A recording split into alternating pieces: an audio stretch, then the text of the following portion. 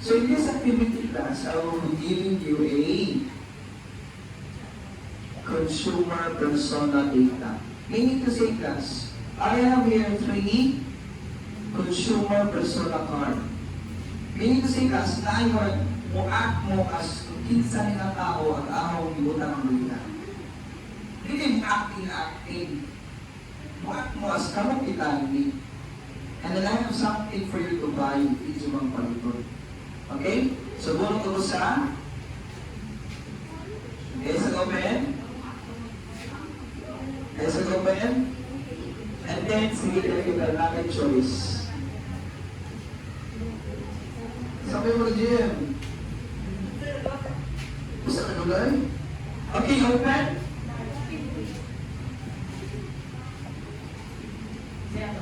I want you to read all mga anak na kung saan man sila ay nag-asutluan. Mga pananaw. That is your persona.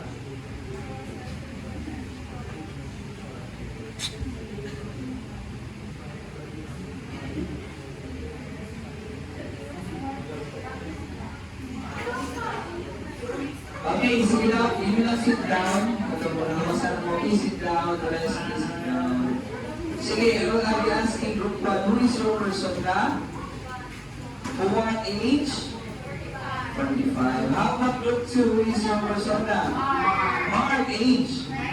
How about group 3? 30? 30.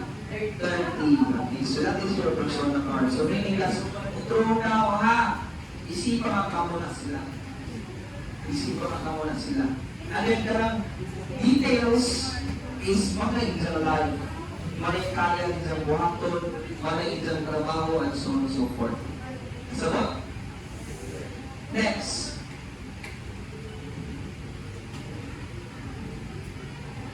The group must decide whether their persona would buy or can buy a new electric vehicle. Kaya ba ninyong paliton or inyong naon karami yung persona, kaya ba magkapaliton electric vehicle? O sa mga nagagawin ka rin siya? Okay, let's be specific. Tesla. Nagpita mo yung Tesla mas. Di ba mga $100 million kapit mo siguro. Hindi ako siguro makakala sa $100 million siguro. That's serious mga $10 million. Okay, pwede ito 60. Pila ka? 60 times 10. Kaya kung ano, $1 to $1 is 60 pesos na. Pila ka 600 no? O, 600 million pesos each. Okay? So, this is what you're going to do, guys. So, pag-usahan. 1, take 1, group 1, and group 3. You can use the sound. If you look sound, ito mo kasi brush, yan yung sound. Thank you so much.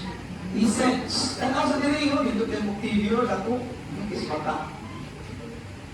Each group must use the given Manila paper to map out how each of the 5 factors pushes ito ang ilang persona toward or away from purchasing the what we call electric car. Again, ito na ako. Each group must use the given map. Ito explain, okay, kada factor. Okay? Explain each of the 5 factors which ilabang i-push the persona towards or away from purchasing the electric car. So, I want you to base it on the description given by your character. Okay? So, I will give you at least 10 minutes to this one. You can use anywhere. You can do that anywhere. Okay? Pwede mo sa likod, pwede mo niya, pwede mo rin. Your 10 minutes starts right now.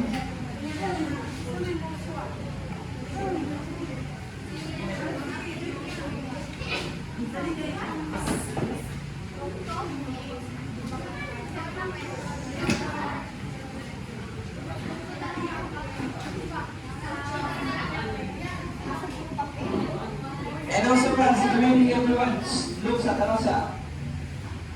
Each group must have one or two representatives to quickly share their verdict and the strongest factor influencing it. Or, in simple terms, mo-explain sa atibangan ang inyong word.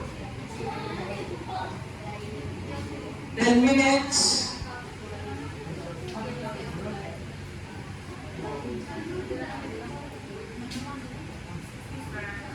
Yes? O mas maayo. And then, injo, baliton ha. Injo, kada explain niya, tungkol sa factor na iyan na injo bang ma-push na awini nga makapalit or i-push pagduol nga makapalit. Okay? Mag-base mo sa characteristics or details sa bata.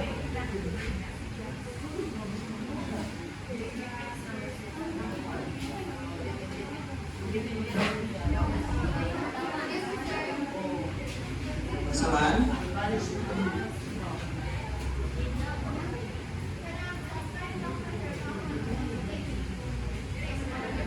Yes. Explain the factors. Lima kabukha. Group 1, 5. Kailangan 5 factors if you explain kung push away or push towards from purchasing the product. Again, kung saan itong paliton class? Kung saan itong paliton class? Kung saan itong paliton? Electric car. Electric vehicle. Kung saan itong nabulutan si Liza, 38, a small business owner, financially stable, values long-term investment, concerned about fuel costs, moderately aware of environmental issues.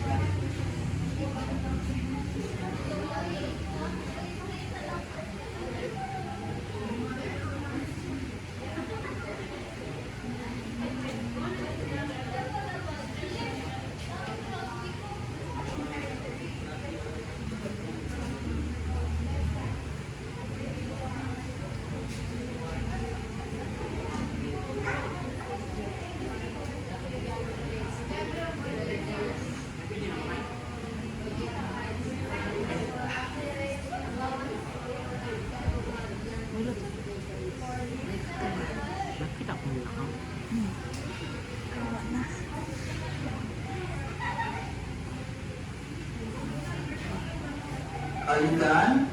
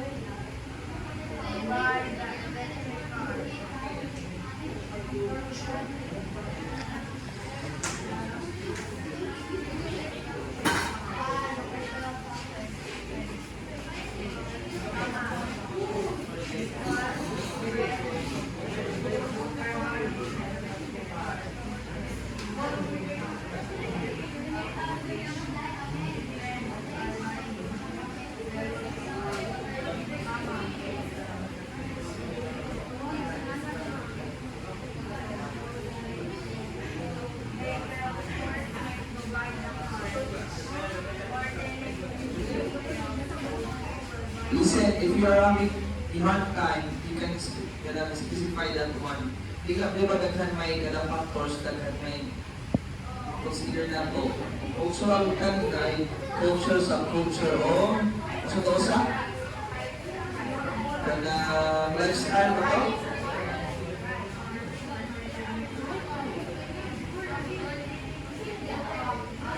Last 5 minutes. Kaya ba natin na?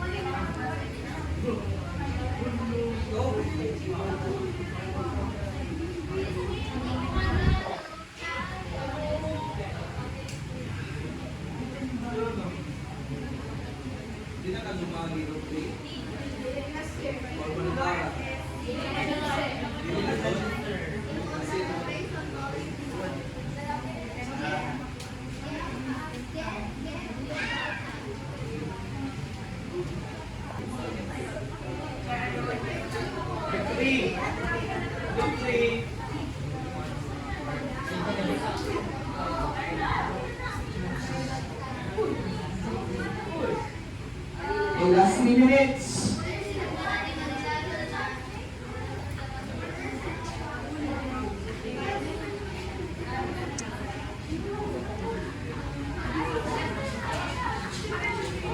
If you're done, post it. Ipapilit sa mga and then you miss it down. If you're done, ipapilit sa board and then sit properly. And then your next task is to choose 2 representatives to read your work. That's it. Sit na na, sit na.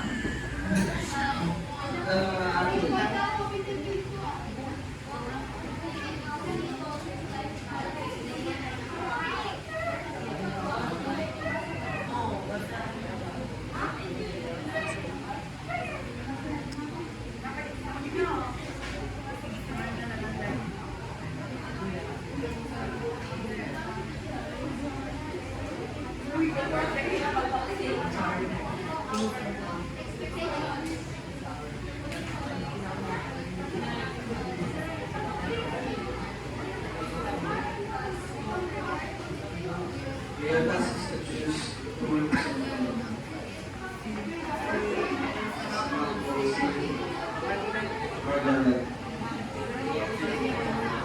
Last 3 minutes. Last 3 minutes.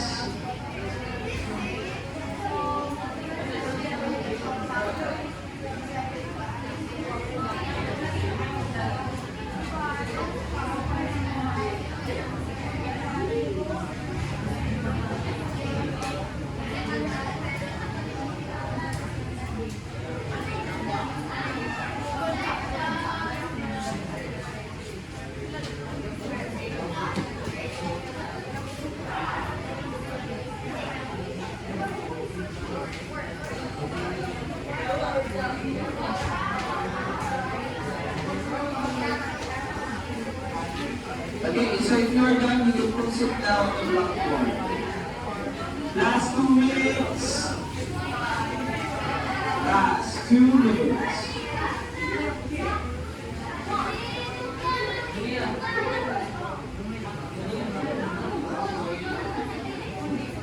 Boys,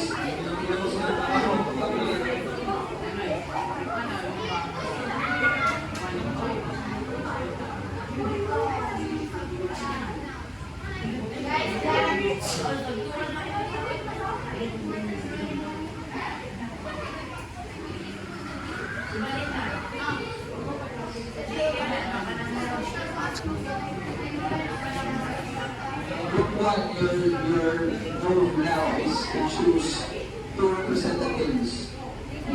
Explain ikaw. Thank you so much.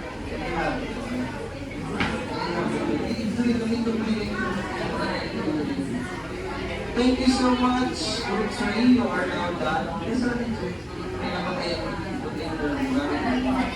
Ano yung magpapilit pa natin?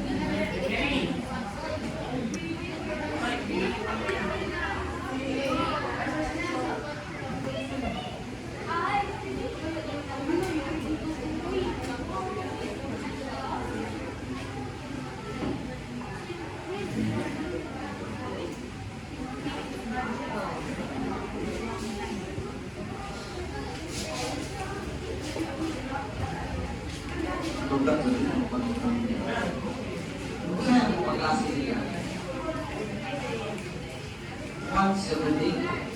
Sa subject per day.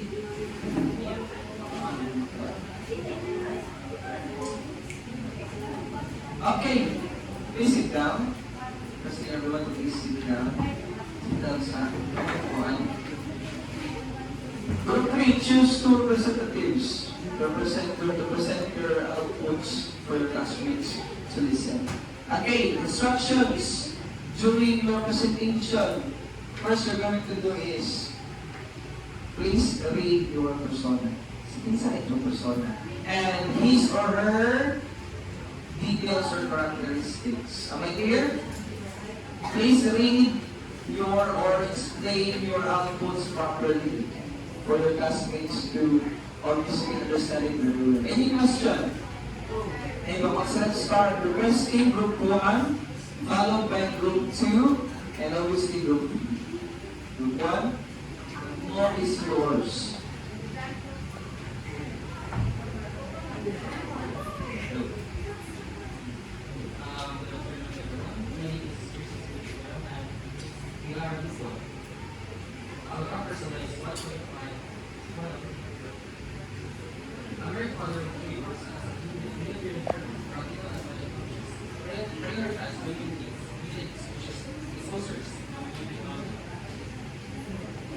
So these are the five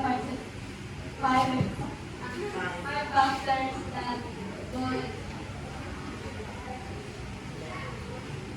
that would push towards or away this persona. First is psychological factors. These budget conscious, therefore it pushes away this persona. Next is social factors. It pushes away his persona because there are no people to influence him and he only prioritizes his family's needs. Then we have cultural factors. It pushes away his persona because his income is too short to afford the new Tesla car. Then we have personal factors. It pushes away his persona because of how simple his lifestyle is. Then last, we have economic factors. It pushes away his persona because his savings is for his family needs. Okay, very good. Let's give group 1 a round of applause. Okay, ang group 2. Presented coming from group 2.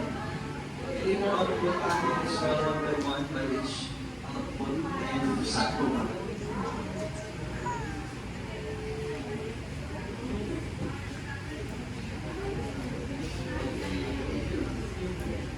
Good afternoon, everyone, especially the Mr. Denmark.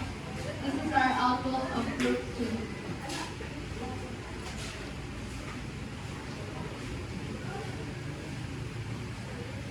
Mark 19. A college student depends on allowance, active on social media, influenced by peers and trends, values style and affordability.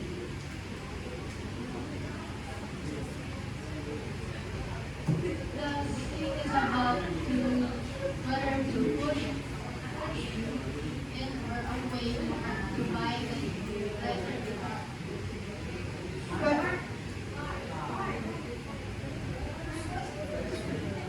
Number 1, psychological factor.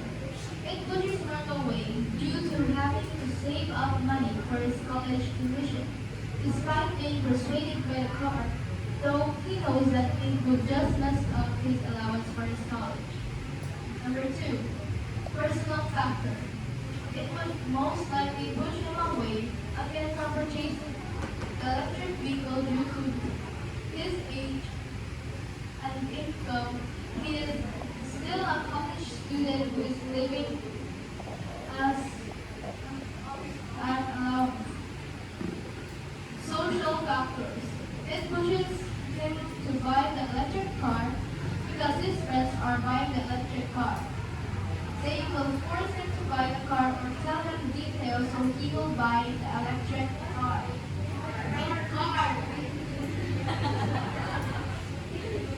Economic factor.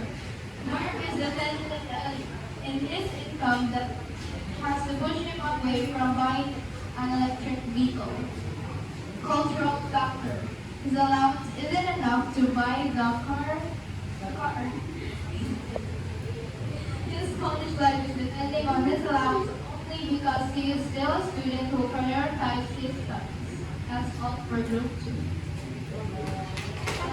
Let's give the reward, please. Electric car, ha? Electric guitar. Yeah, electric guitar. Okay, let's proceed to our last group, group 3.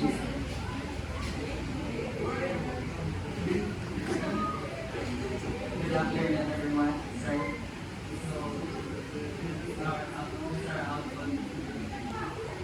Angela, 30. A corporate professional, single, earns a stable income, and mentally conscious, prefers convenience and modern lifestyle, follows take trends. Psychological factor. It pushes Angela to buy this car because she followed the trends. Social factors. It pushes Angela away because she does the single. Cultural factors. Pushes Angela away because the data did not mention about culture. Personal factors. Pushes toward because of her lifestyle and she follows trends. Economic factors. Pushes toward because of her work and income. So guys, if you like the whole information of these factors, ang link ay nasa comment section lang.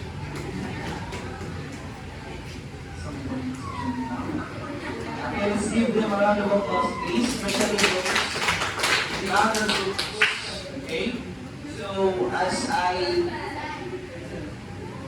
I listen to your word, all of your words are somehow correct upon the reason why we Let's start with group 1. Your persona is Mr. Juan, 45 years old.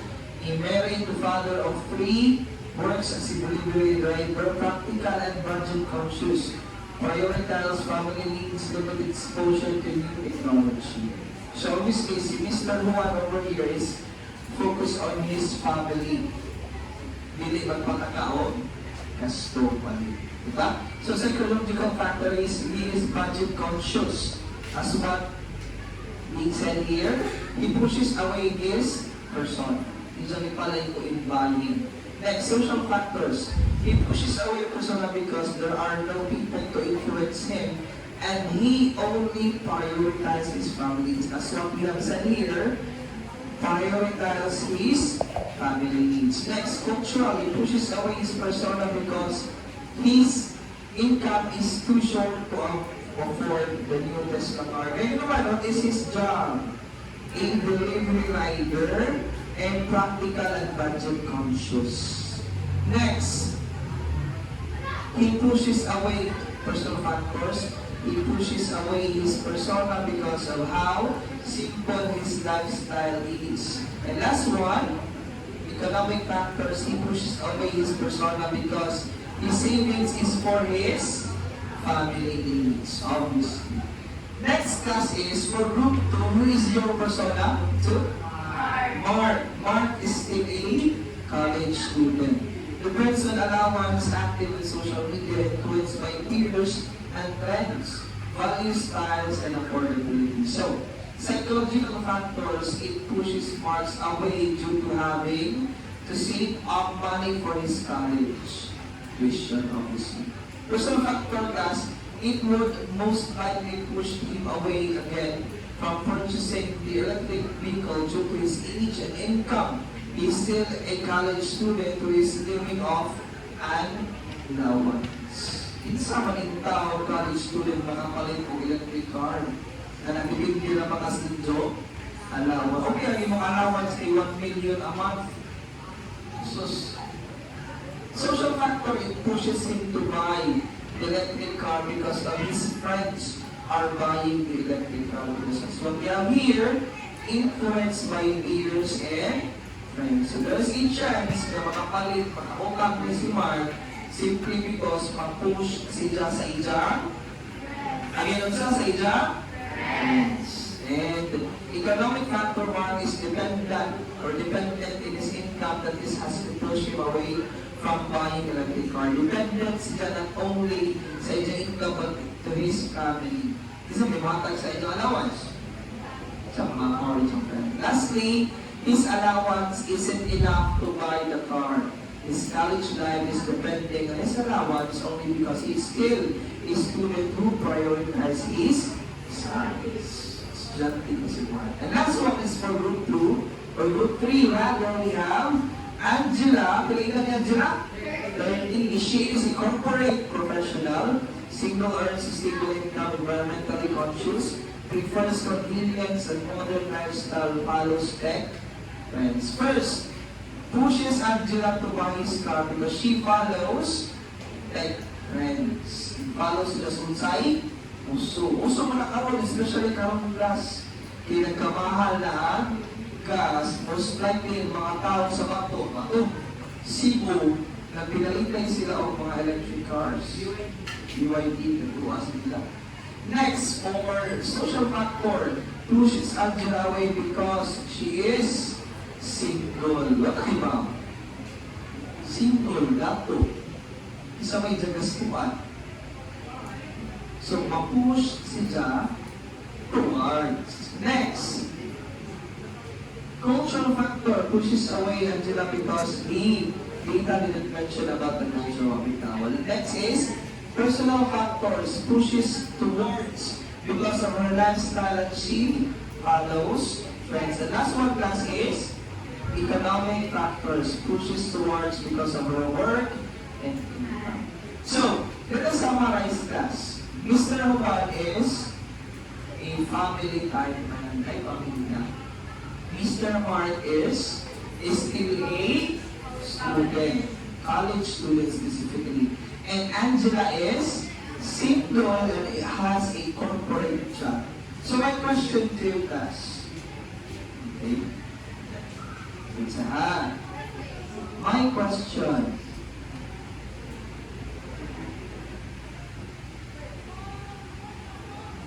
Which among these three has the bigger chance to buy the electric car? Yes. Angela, anong si Angela Manday?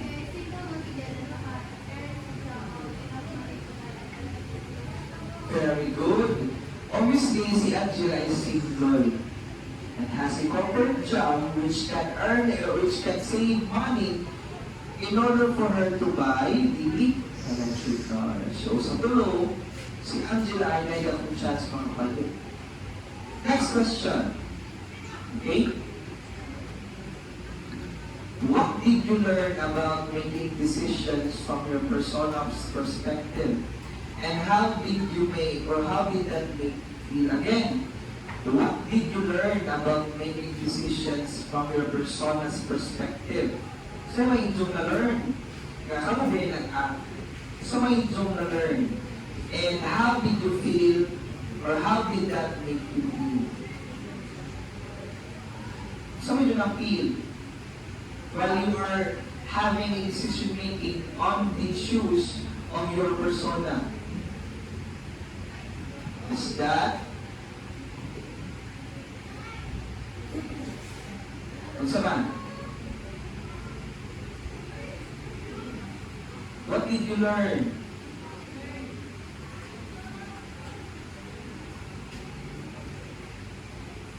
Who can simply answer this one? If you compare these three,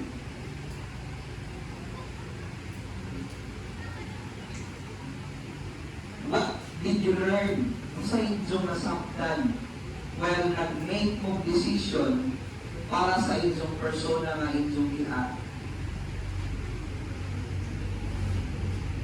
Yes. Say, okay.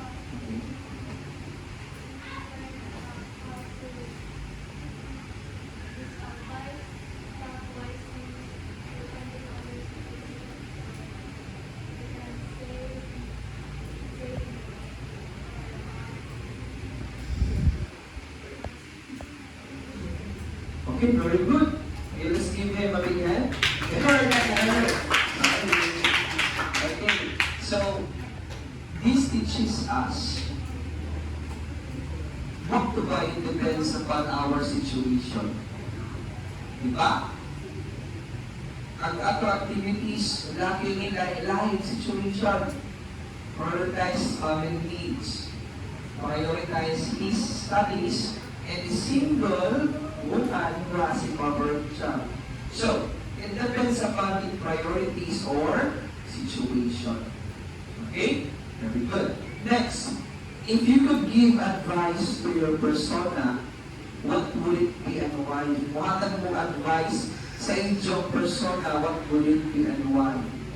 For example, si Group 1, your persona is si Mr. 1.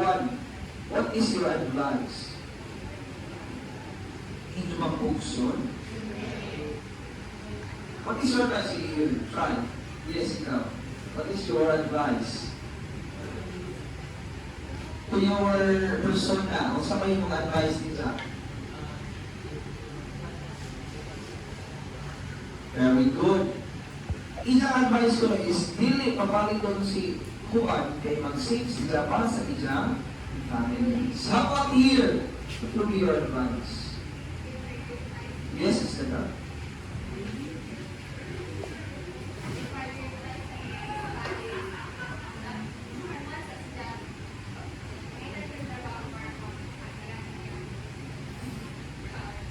Very good. Nga na dyan na isang i-prioritize sa studies. And after yan, hindi na kayo trabaho, matulungan nyo doon. Mag-ego, maninig. Kaya si mong trabaho, hindi mo kaila. Bakit kung duha? Diba? Bakit kung duha kayo baka sa buntag sa gabi? Buntag, gabi, diba? Next, yes, Manik, what is your advice to Angela?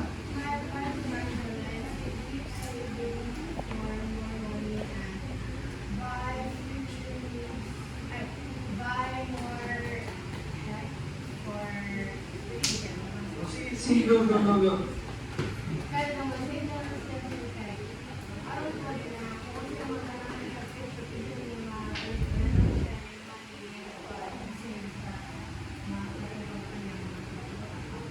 Okay, very good. Her advice is to save up money for her to buy things in the near future. Next question. If you were your persona, nakasabot mo? If you were your persona, would your choice change? Why or why not? If you were your persona, would your choice change? Why or why not? Yes, Eliboso. If you were your persona, no. Would you buy the car? Yes? Di, why? Nga naman, Eliboso. Ha? Obviously, ang trabaho kay estudyante o diba?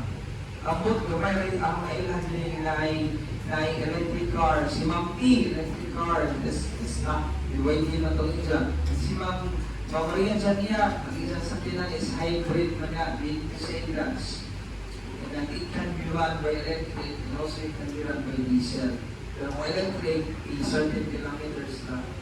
Pero at least, kakakiliman, ang din ba ito? Okay? So, saan ka na phone? At least, sa kaya dito mabasahin mo, kung ano yung pinagay mo. Okay? Any question? Let us have another activity. Last activity. It is Marketer's Bible. So, this kind of class, you will be a marketing team. Kung sa may trabaho sa marketing, kung sa may trabaho ng marketing team, aside from the 5 silang product, mo persuade, very good. Isa man to. Very good mo persuade sa mga buyers. Mga marketing team, magpanindot sa advertisement, daghan ka sa mga bakak, limuon para at least, kaya ba ni, isipan nga nila ng artista na buwag mata.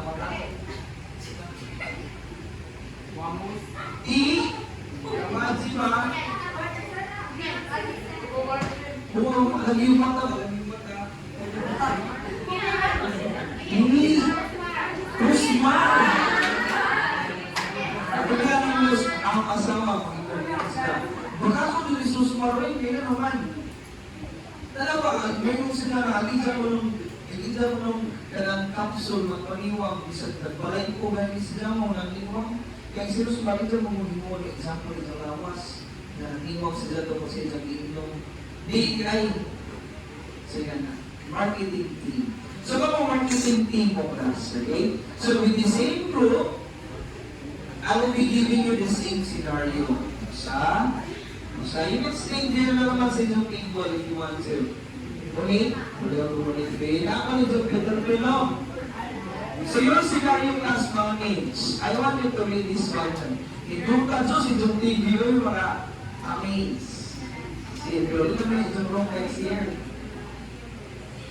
Your company is selling a smartwatch. Di ba po sa smartwatch? Yes! Tama, diyan na call, diyan na text. Mapasa imong pulse rate, imong heart rate, imong steps. Di ba? Your company is selling a smartwatch using an ad focused entirely on social factors. Be the coolest kid in school. Your boss says you must pivot or change. Change na, pivot or change.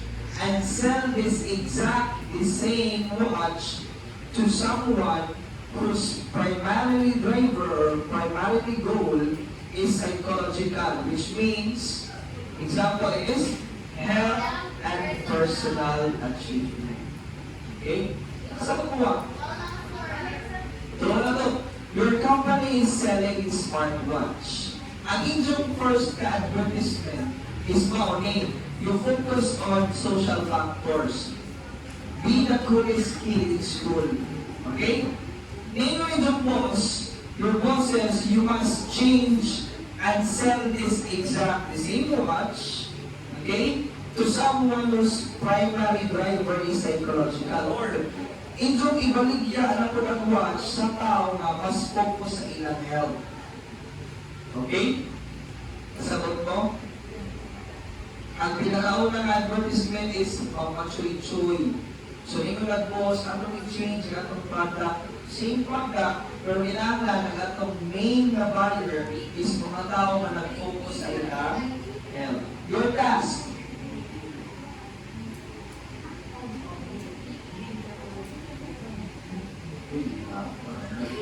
With the same group, each group must have 5 minutes to brainstorm and write a persuasive 2-sentence marketing or slogan pitch to the new factor.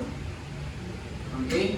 Pero maghimo mo og slogan or pitch to persuade buyers in buying your new your smartwatch. Remember, ang inyong buyer is health-driven na mga tao. So, ako man, kung sa may inyong ipakita niya na ng technicalities sa inyong smartwatch. Kung sa may mag-check sa inyong smartwatch. Also, yan na, so on and so forth. Only 2 sentence class. Only 2 sentence. Okay? I will give you 5 minutes. If you have questions, if ako sabot, just ask me. Okay? He says, talagay, all your activities will be graded using this rubric. So we have relevance to the factor, 40%, creating more persuasiveness, 25%, clarity and conciseness, meaning clear, concise, fit basal 1 to 2 sentences. 20% and team collaborations, meaning all group members contributed ideas, teamwork efficiently and cooperatively. 50% for total of 100%. Okay? So I will give you 5 minutes. Your 5 minutes starts right now.